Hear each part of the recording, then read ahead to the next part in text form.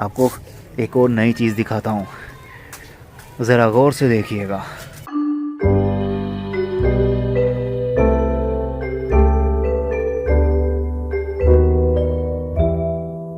31 दिसंबर 2019।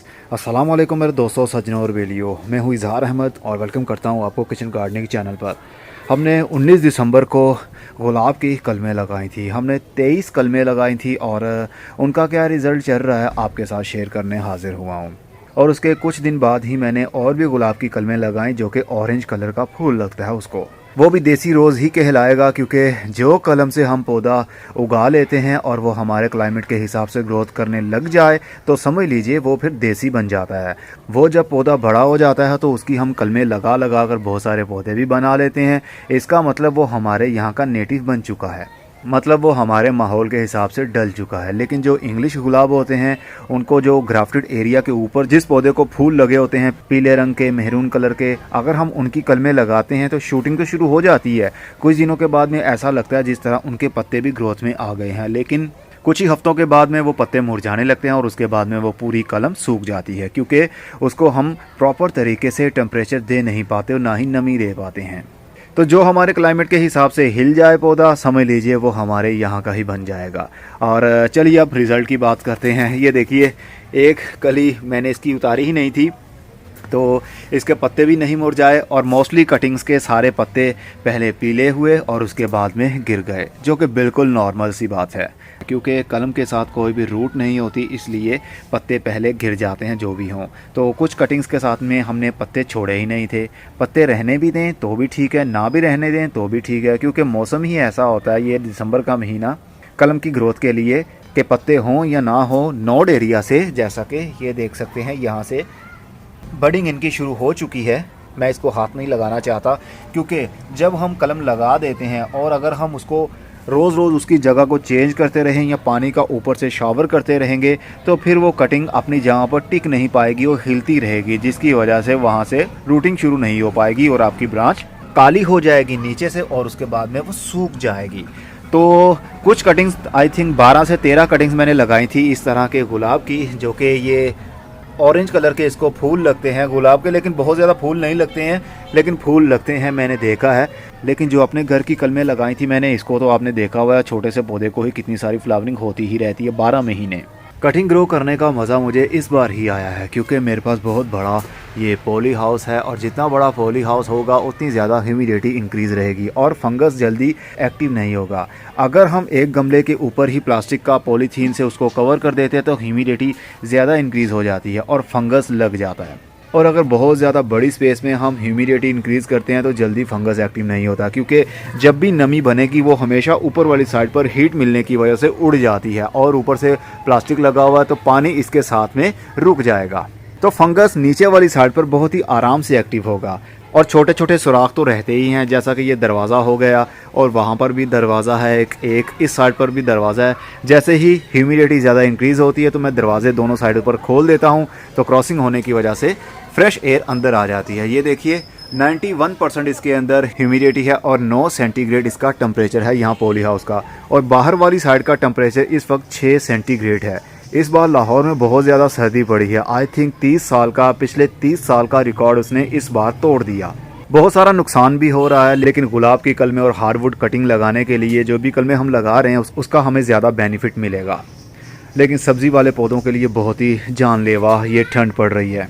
हमने टोटल 23 कलमें लगाई थी, अपने जो पौधे की उतारी थी, और ज़्यादा को मिट्टी के अंदर लगाया था और कुछ को मैंने लगाया था अपना कटिंग ग्रोइंग मीडिया के अंदर। बारीक बारीक ब्रांचेस लगाई थी, लेकिन इसके अंदर भी मुझे लग रहा है जिस तरह ग्रोथ शुरू हो जाएगी। ये देखिए, इसके जो नए पत्ते खिलने की कोशिश में है, इसके मुंह बन गए हैं कलमों के आगे से। ये देखिए हरे हरे रंग के आपको दिख रहे होंगे। ये बडिंग शुरू हो चुकी है और बहुत जल्द ये बन भी जाएगी। लेकिन ये वाली काफ़ी लंबी कटिंग थी, इसके पत्ते भी, एक ये भी थी, इसके पत्ते भी अब मुरझा गए हैं। ये सरवाइव करेंगी या नहीं, लेकिन मोस्टली कटिंग्स मुझे लगता है कि ये सरवाइव कर जाएंगी हमारे कटिंग ग्रोइंग मीडिया के अंदर। अगर इसके अंदर गुलाब की कलमें भी कामयाब हो गई, ये देखिए यहाँ से भी आप बर्ड देख सकते हैं ग्रीन कलर का निकल रहा है। अगर ये कामयाब हो गई तो हमारा कटिंग ग्रोइंग मीडिया हर पर्पज़ के लिए हम यूज़ कर सकते हैं। सीड्स भी लगा सकते हैं, कलमें भी लगा सकते हैं, हार्डवुड कटिंग भी लगाइए, सॉफ्टवुड कटिंग भी लगाइए। और कुछ को मैंने लगाया था पानी के अंदर, मैंने रख दिया था ब्रांचेस को। तो ये पानी के अंदर मैं तकरीबन एक मरतबा इसका मैंने पानी चेंज किया है 22 दिन के अंदर। तो इसके पत्ते अभी खिले हुए हैं और ये देखिए नए पत्ते भी अभी आ रहे हैं। इसके अंदर रूटिंग शुरू होगी गुलाब की या नहीं ये मैं नहीं जानता हूँ, क्योंकि ये काफ़ी सॉफ्टवुड थी, नरम लकड़ी वाली टहनियाँ थी जो मैंने पानी के अंदर डिबो के रख दी है। हार्डवुड तो मैंने सारी लगा ली थी।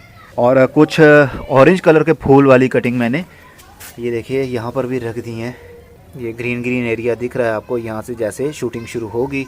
और ये देखिए यहाँ से भी इसकी जो नई शूट है निकलने की कोशिश में है। ये पिसोनिया प्लांट है, इसको भी मैंने कलम से लगाया। तो ये तो ओनली बालू मिट्टी के अंदर लगाया मैंने। एनीवे फ़िलहाल के लिए मुझे लग रहा है कि रिज़ल्ट बहुत ही अच्छा मिलने वाला है। और ये देखिए जनाब, जो ऊपर से वो कलियां बच गई थी उनको मैंने ऐसे ही काटा और छोटे से कटिंग ग्रोइंग मीडिया के अंदर ही गमले में भर के इसको लगा दिया। ये होगा तो कुछ नहीं, बस ऐसे देखने के लिए। लेकिन आपको एक और नई चीज़ दिखाता हूँ, ज़रा गौर से देखिएगा। कुछ नज़र आया आपको? ये हरे हरे रंग के नए बर्ड निकल रहे हैं, जैसे यहाँ से ब्रांचेस बनेंगी, टहनियाँ नई बनेंगी। अभी मुझे हिलाना नहीं चाहिए था इसको, लेकिन मैंने उठा लिया गमले को। लेकिन आपको दिखाना भी ज़रूरी था कि इनके साथ कोई भी पत्ता या टहनी नहीं थी। सिर्फ ये जो आप गोल गोल देख रहे हैं ये सीड पोड है, इसके अंदर बीज बनते हैं। तो इसके नीचे वाली टहनी थी, वो टहनियों को मैंने, उन टहनियों को ही मैंने कटिंग ग्रोइंग मीडिया के अंदर डाल दिया। और यहाँ से उम्मीद तो है कि यहाँ से शूटिंग शुरू होगी और यहीं से पौधा बनेगा। उम्मीद है कि आपकी कलमों की ग्रोथ भी ऐसी ही चल रही होगी। असल में इसको छोटी स्पेस वाली ह्यूमिडिटी नहीं चाहिए। मैंने बहुत बार ट्राई किया, बहुत बार मैं फेल हुआ। छोटे से गमले के अंदर मैं कलम को लगाता था और ऊपर से उसको शॉपर से कवर कर देता था। 10 दिन के लिए, 15 दिन के लिए तो वो स्टेबल रहती थी और नए नए बर्ड्स भी आने लग जाते थे। हम समझते थे शायद उसकी ग्रोथ अच्छी हो गई है। और जैसे ही हम उसका पॉलीथीन ऊपर से रिमूव करते और कुछ ही दिनों के अंदर उसके पत्ते सारे मुरझा जाते और देन वो कलम ही सूख जाती। वो इसीलिए होता था क्योंकि हमने स्पेस उसको, ह्यूमिडिटी वाली स्पेस बहुत ही कम दी हुई है। ऐसी स्पेस, इतनी स्पेस दी है कि उसके अंदर नमी ज़्यादा इंक्रीज़ होने की वजह से फटाफट से फंगस एक्टिव हो जाता है, जिस वजह से हमारी कटिंग ख़राब हो जाती है। अगर हम उस शॉपर को लगा रहने देते हैं तो भी प्रॉब्लम चलती है, ज़्यादा हीट बनेगी, ज़्यादा ह्यूमिडिटी बनेगी, जिसकी वजह से फंगस ज़िंदा हो जाएगा और वो हमारी कटिंग को गाल देगा। अगर उसको हम रिमूव कर देते हैं तो भी प्रॉब्लम होती है। एकदम से क्लाइमेट चेंज हो जाता है, जिसकी वजह से कटिंग स्ट्रेस में आने के बाद में उसके पत्ते मुरझा जाते हैं। जब तक आपकी कलमों की रूटिंग अच्छे अंदाज से शुरू नहीं होगी तब तक आपने कुछ भी उसको करना नहीं है। जब भी आप इसके ऊपर शॉपर रखें तो शॉपर के अंदर ऊपर वाली साइड पर 4-5 छोटे छोटे से होल्स कर दें। सुराख कर देने की वजह से जो एक्स्ट्रा ह्यूमिडिटी होती है वो ऊपर वाली साइड पर उड़ जाती है और जो नॉर्मल होगी वो अंदर कैद रहेगी, जिसकी वजह से आपकी कलमों को कोई फंगस नहीं लगेगा। और जो भी आपने शॉपर इसके ऊपर चढ़ाना है वो कलम के साथ टच ना हो। जैसे ही वो कलमों के साथ या पत्तों के साथ टच होगा तो फंगस एक्टिव होगा, वहाँ से वो कलमें गलना शुरू हो जाएंगी। एनीवे, ये तो है पार्ट 2। उम्मीद तो है कि पार्ट 3 के अंदर हमें काफ़ी कुछ अच्छा रिजल्ट देखने में मिल जाएगा, रूटिंग भी शुरू हो जाएगी। लेकिन हम इसको मिनिमम 2 या 2.5 या 3 महीने के लिए इसके हाल पर छोड़ देंगे। अभी मैंने इसको पानी बिल्कुल नहीं दिया, वही पानी दिया जो पार्ट 1 में 22 दिन पहले हमने कलमें लगाई थी, वही पानी दिया हुआ। उसके बाद मैंने पानी नहीं दिया क्योंकि सर्दी के दिन भी हैं और काफ़ी बड़ा पॉली हाउस भी है, ग्रीन हाउस भी बना हुआ है, जिसकी वजह से अंदर नमी बनी हुई है, तो पानी देने की ज़रूरत नहीं पड़ती।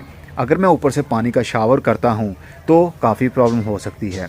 इसलिए इसको बहुत ही एहतियात से मैंने ऐसी जगह पर रखा हुआ है जहाँ पर इसको हवा भी हिला ना सके।